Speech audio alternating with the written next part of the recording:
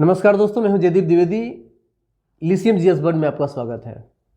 भारत के भूगोल की सीरीज के अंतर्गत हम लोग प्रैक्टिस क्लास का अध्ययन कर रहे हैं। प्रैक्टिस क्लास की आज की जो क्लास है ये 15वीं क्लास है।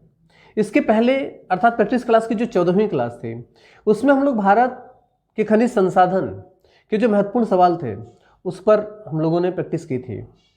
उसमें कुछ महत्वपूर्ण सवाल शेष रह गए थे जिसे आज की प्रैक्टिस क्लास में सम्मिलित किया गया है। इसके अलावा कुछ महत्वपूर्ण जनसंख्या के आंकड़े तथा उसके साथ साथ भारत में जैव विविधता अर्थात वन्यजीव अभयारण्य का अध्ययन हम लोग आज की क्लास में अर्थात उसका प्रैक्टिस हम लोग आज की क्लास में करने वाले हैं।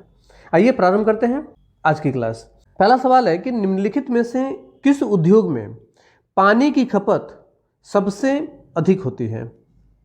ऑप्शन है कागज तथा पल्प, थर्मल पावर, अभियांत्रिकी और कपड़ा उद्योग। इसका सही आंसर होगा थर्मल पावर।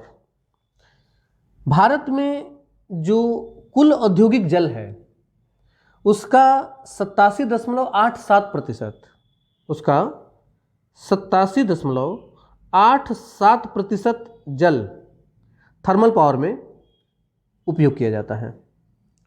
अगला सवाल है कि निम्नलिखित में कौन सा उद्योग कोरापुट में है? पोत निर्माण, विमान निर्माण, लौह एवं इस्पात, विद्युत, लोकोमोटिव। कोरापुट उड़ीसा में स्थित है। कोरापुट जो जगह है ये मुख्यतः उड़ीसा में है। उड़ीसा में स्थित जो कोरापुट स्थान है यहाँ पर हिंदुस्तान एरोनॉस्टिक लिमिटेड के इंजन डिवीजन के रूप में यह स्थान प्रसिद्ध है। मुख्यतः यहाँ पर विमान निर्माण का कार्य किया जाता है। सही आंसर होगा विमान निर्माण। अगला सवाल है कि भारत में लिग्नाइट का सबसे बड़ा उत्पादक कौन है? लिग्नाइट कोयला। ऑप्शन है केरल, तमिलनाडु, राजस्थान और गुजरात। भारत में लिग्नाइट कोयला का जो सबसे बड़ा स्रोत है ये तमिलनाडु में स्थित है। इसके बाद राजस्थान, गुजरात, पुदुचेरी, कश्मीर, केरल और पश्चिम बंगाल में भी लिग्नाइट कोयला प्राप्त किया जाता है। लेकिन भारत का लगभग 75% लिग्नाइट कोयला जो है ये तमिलनाडु के नवेली से प्राप्त होता है। तमिलनाडु में स्थान है नवेली। तमिलनाडु के नवेली से 75% लिग्नाइट कोयला प्राप्त किया जाता है। अगला सवाल है कि राजस्थान में परमाणु विद्युत केंद्र कहाँ स्थित है? ऑप्शन है पोखरण, सूरत, रावतभाटा, चित्तौड़गढ़। इसका सही आंसर होगा रावतभाटा। रावतभाटा में परमाणु विद्युत केंद्र स्थापित किया गया है। इसे 16 दिसंबर 1973 में स्थापित किया गया था। कब स्थापित किया गया है?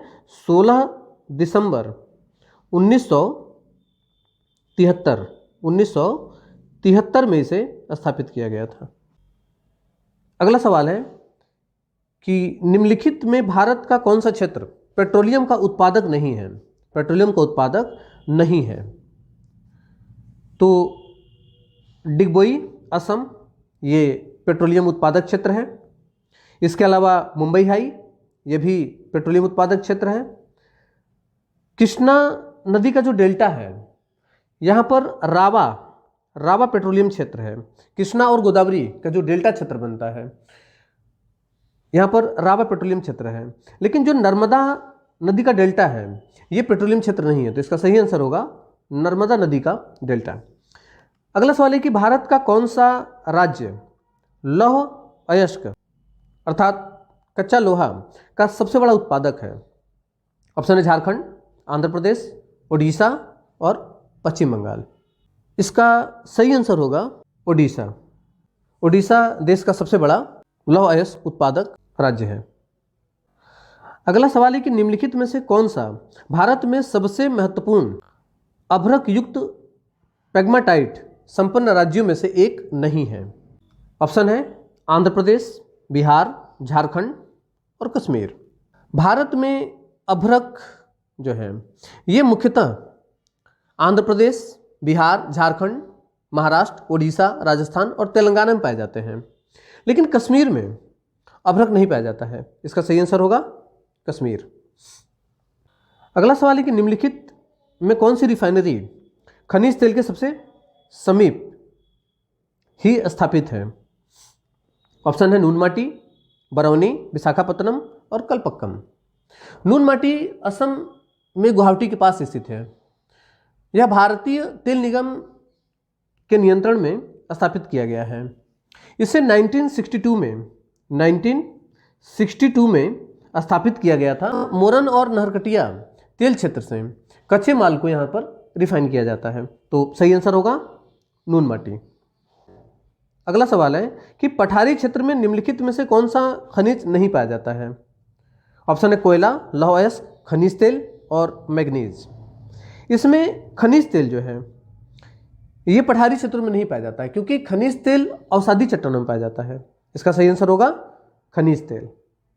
अगला सवाल है कि निम्नलिखित में से किस पदार्थ का उड़ीसा के बादाम पहाड़ी की खानों में खनन किया जा रहा है? ऑप्शन है एयूराइट, डोलोमाइट, बॉक्साइट और हेमेटाइट। उड़ीसा के मयूरभंज में स्थित है बादाम पहाड़ियाँ। बादाम पहाड़ियाँ उड़ीसा के मयूरभंज जिले में स्थित हैं और यहाँ पर लौह अयस्क का भंडार है। और यहाँ पर लोहे का जो सबसे उच्च श्रेणी होता है हेमेटाइट, वो यहाँ से प्राप्त किया जाता है। तो इसका सही आंसर है हेमेटाइट। अगला सवाल है कि निम्नलिखित में से झारखंड के सिंहभूम जिला के जादूगोड़ा में किसकी महत्वपूर्ण खान है? ऑप्शन है मैग्नीज, पन्ना, यूरेनियम और कोयला। जादूगोड़ा की जो खदान है यह झारखंड राज्य के पूर्वी सिंहभूम जिले में स्थित है और यहाँ पर यूरेनियम की खदान है। तो सही आंसर होगा इसका यूरेनियम। भारत का प्रथम यूरेनियम की जो खदान है इसकी शुरुआत 1967 में किया गया था, लेकिन इसे 1951 में ही खोज लिया गया था। खनन का जो कार्य है वो 1967 में ही प्रारंभ किया गया था, यहीं से जादूगोड़ा से। सही आंसर है यूरेनियम। अगला सवाल है कि निम्नलिखित में कौन सा क्षेत्र भारत का सबसे बड़ा कोयला क्षेत्र है? ऑप्शन है तलचर, रामपुर, एलांदू और झरिया।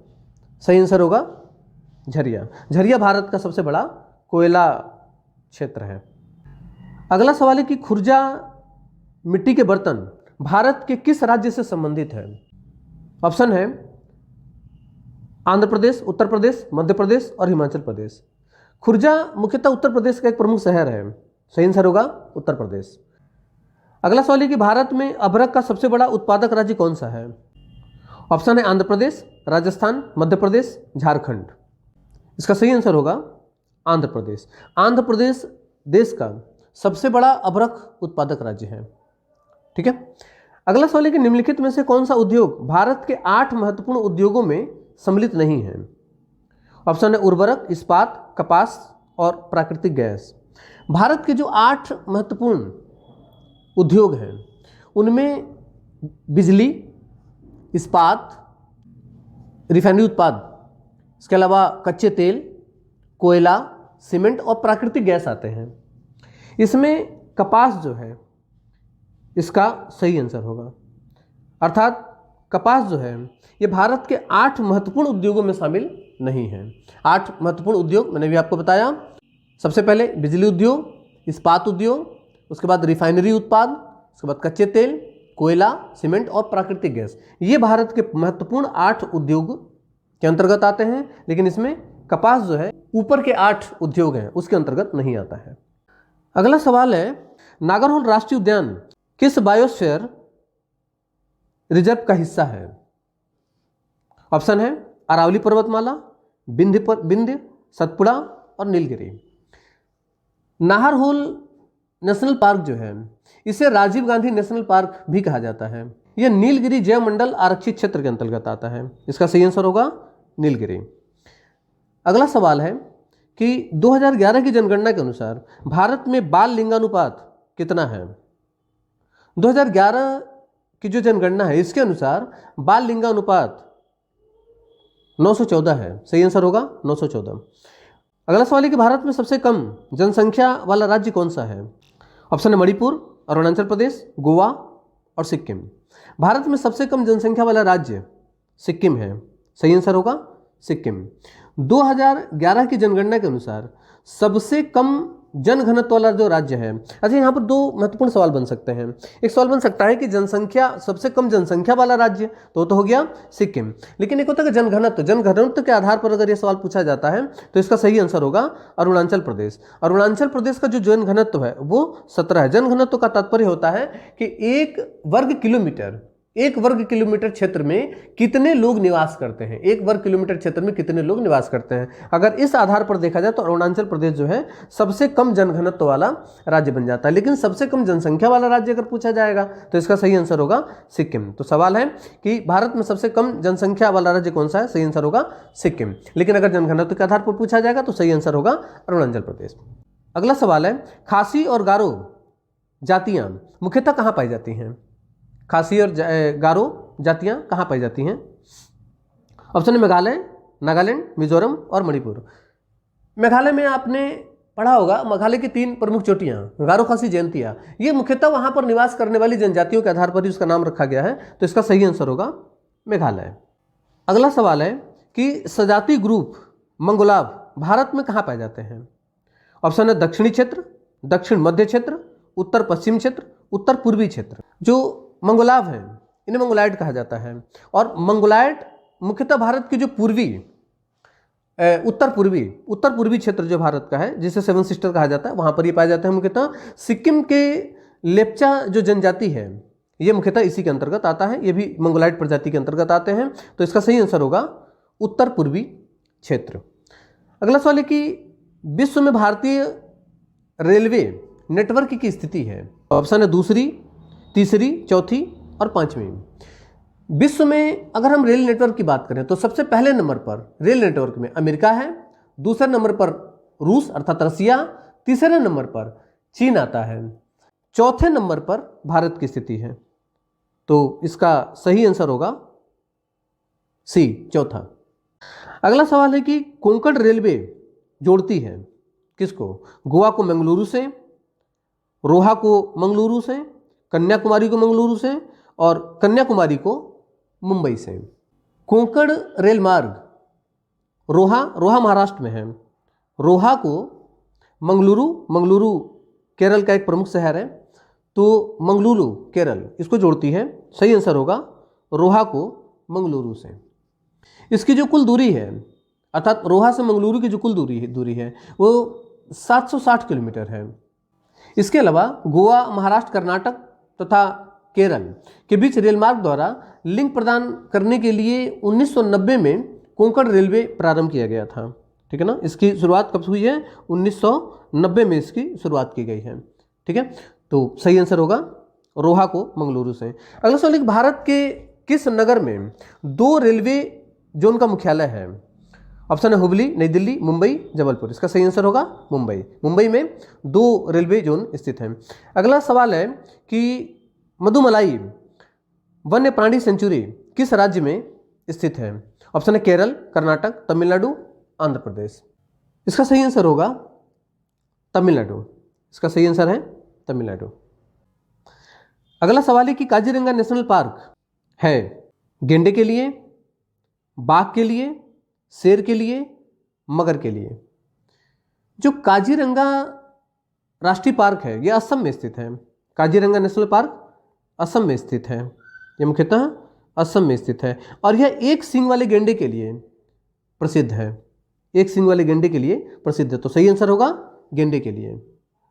इसे विश्व विरासत में भी सम्मिलित किया गया है। अगला सवाल है कि जिम कॉर्बेट राष्ट्रीय अभयारण्य कहाँ स्थित है? ऑप्शन है उत्तराखंड, मध्य प्रदेश, आंध्र प्रदेश और हिमाचल प्रदेश। इसका सही आंसर होगा उत्तराखंड। 1 अप्रैल 1973 को जिम कॉर्बेट राष्ट्रीय उद्यान में टाइगर प्रोजेक्ट की भी शुरुआत की गई थी। अगला सवाल है कि जीवमंडल आरक्षित क्षेत्रों की पहली परियोजना कौन सी थी? बहुत महत्वपूर्ण सवाल है। इसमें ऑप्शन है सुंदरवन जीवमंडल आरक्षित क्षेत्र। सुंदरवन जीवमंडल आरक्षित क्षेत्र, इसकी स्थापना 1989 में की गई थी। अगला है नीलगिरी जीवमंडल आरक्षित क्षेत्र। नीलगिरी जीवमंडल आरक्षित क्षेत्र की स्थापना जो है ये हुआ है 1986 में। अगला सवाल है नंदा देवी जीव मंडल आरक्षित क्षेत्र। नंदा देवी जीव मंडल आरक्षित क्षेत्र की स्थापना हुई है 1988 में, और मन्नार की खाड़ी जीव मंडल आरक्षित क्षेत्र, इसकी स्थापना हुई है 1989 में।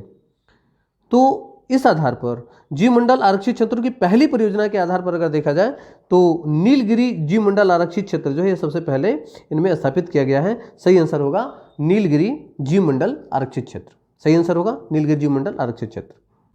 अगला सवाल है कि मध्य प्रदेश की शिवपुरी राष्ट्रीय पार्क किस लिए महत्वपूर्ण है? ऑप्शन है बाघ और हाथी, जंगली भैंसा, पक्षी, तेंदुआ और चीतल। मध्य प्रदेश का शिवपुरी राष्ट्रीय पार्क तेंदुआ और चीतल के लिए प्रसिद्ध है। सही आंसर होगा तेंदुआ और चीतल। इसकी स्थापना 1959 में, इसकी स्थापना 1959 में किया गया था। शिवपुरी जो है ग्वालियर में स्थित है, ठीक है। यहाँ चिंकारा और नीलगायों के लिए आरक्षित क्षेत्र बनाया गया है। इसके अलावा जो शिवपुरी स्थान है ये माधव सागर झील के लिए भी प्रसिद्ध है। तो ये कुछ महत्वपूर्ण चीजें हमने इसके अलावा बताई हैं, इसे आप लोग इसी तरीके से नोट कर लीजिएगा। अगला सवाल है कि मानस पशु विहार किस राज्य में स्थित है? मानस पशु विहार किस राज्य में स्थित है? मानस पशु विहार जो है ये असम में स्थित है। सही आंसर होगा असम। अगला सवाल है कि हरियाणा का प्रसिद्ध पक्षी विहार कौन सा है? ऑप्शन है सुल्तानपुर पक्षी विहार, भरतपुर पक्षी विहार, राजाजी पक्षी विहार और सरिस्का पक्षी विहार। इसका सही आंसर होगा सुल्तानपुर पक्षी विहार। सुल्तानपुर पक्षी विहार जो है ये मुख्यतः हरियाणा का प्रसिद्ध पक्षी विहार है। अगला सवाल है निम्नलिखित रेलों में से कौन सी रेल नई दिल्ली और बाघा के बीच चलती है? ऑप्शन है शताब्दी एक्सप्रेस, थार एक्सप्रेस, मैत्री एक्सप्रेस और समझौता एक्सप्रेस। इसका सही आंसर होगा समझौता एक्सप्रेस। समझौता एक्सप्रेस भारत और पाकिस्तान के बीच चलने वाली एक अंतर्राष्ट्रीय ट्रेन है। 1976 में जब शिमला समझौता हुआ था उस समय इसका प्रस्ताव पारित किया गया था, और 2001 में भारतीय रेलवे और पाकिस्तान रेलवे के बीच में एक समझौता किया गया, और इस समझौते के तहत 8 अक्टूबर 2012, समय है 8 अक्टूबर 2012 से पुनः इसे संचालित किया गया था। तो सही आंसर होगा समझौता एक्सप्रेस। अगला सवाल है कि माल परिवहन के लिए सबसे व्यस्ततम रेल मार्ग है दिल्ली कोलकाता खंड, कोलकाता चेन्नई खंड, दिल्ली मुंबई खंड, मुंबई चेन्नई खंड। इसका सही आंसर होगा दिल्ली कोलकाता खंड। दिल्ली कोलकाता खंड। इसकी शुरुआत 1866 में किया गया था, ठीक है। अगला सवाल है कि निम्नलिखित में किस भारतीय राज्य में अनुसूचित जनजाति आबादी का संकेंद्रण सबसे अधिक है? ऑप्शन है मध्य प्रदेश, असम, बिहार और उड़ीसा। इसका सही आंसर होगा मध्य प्रदेश। अगला सवाल है कि भारत का सबसे बड़ा बाघ अभयारण्य टाइगर रिजर्व कौन सा है? भारत का सबसे बड़ा बाघ अभयारण्य कौन सा है? ऑप्शन है पेंच, मानस, नागार्जुन और कार्बेट पार्क। इसका सही आंसर होगा नागार्जुन। नागार्जुन श्रीशैलम, इसको कहा जाता है नागार्जुन श्रीशैलम अभयारण्य। इसकी स्थापना 1983 में, इसकी स्थापना 1983 में किया गया था, ठीक है। कहाँ पर स्थित है ये? आंध्र प्रदेश में ये स्थित है, आंध्र प्रदेश, ठीक है ना। अगला सवाल है कि टोडा कहाँ पाए जाते हैं? टोडा कहाँ पाए जाते हैं? टोडा मुख्यतः एक जनजाति का नाम है, पूछा गया कहाँ पाए जाते हैं। ऑप्शन है तमिलनाडु, राजस्थान, अरुणाचल प्रदेश और मध्य प्रदेश। टोडा मुख्यतः तमिलनाडु के नीलगिरी का जो क्षेत्र है वहां पर पाए जाते हैं। तो सही आंसर है तमिलनाडु। अगला सवाल है कि कौन सा राष्ट्रीय राजमार्ग दिल्ली और कोलकाता को मथुरा और वाराणसी के रास्ते से जोड़ता है? ऑप्शन है NH4, NH2, NH10 और NH6। सही आंसर होगा NH2। सही आंसर होगा NH2। दिल्ली, मथुरा, आगरा, कानपुर, इलाहाबाद, वाराणसी, मोहनिया, बरही, पलसित, बारा और कोलकाता को जोड़ने वाला जो मार्ग है उसे NH2 कहा जाता है। तो सही आंसर होगा NH2। अगला सवाल है कि राजीव गांधी अंतर्राष्ट्रीय विमानपत्तन कहाँ स्थित है? कश्मीर, नई दिल्ली, मंगलूर, हैदराबाद। इसका सही आंसर होगा हैदराबाद। अगला सवाल है कि निम्नलिखित में कौन से दो शहर उत्तर दक्षिणी कॉरिडोर से जुड़े हुए हैं? ऑप्शन है श्रीनगर और कन्याकुमारी, मुंबई और चेन्नई, अमृतसर और कोलकाता, हैदराबाद और भोपाल। ठीक है, सही आंसर होगा श्रीनगर और कन्याकुमारी। सही आंसर होगा श्रीनगर कन्याकुमारी। उत्तर दक्षिण जो गलियारा है, उत्तर दक्षिण गलियारा श्रीनगर को कन्याकुमारी से जोड़ता है। इसके अलावा इसके अंतर्गत भारत के विभिन्न राष्ट्रीय राजमार्ग, जैसे कि राष्ट्रीय राजमार्ग 1 जालंधर को दिल्ली से जोड़ता है, राष्ट्रीय राजमार्ग 2 जो कि दिल्ली को आगरा से जोड़ता है, NH3 जो कि आगरा को ग्वालियर से जोड़ता है, NH75 जो कि ग्वालियर को झांसी से जोड़ता है, NH26 जो कि झांसी को लखनादन से जोड़ता है।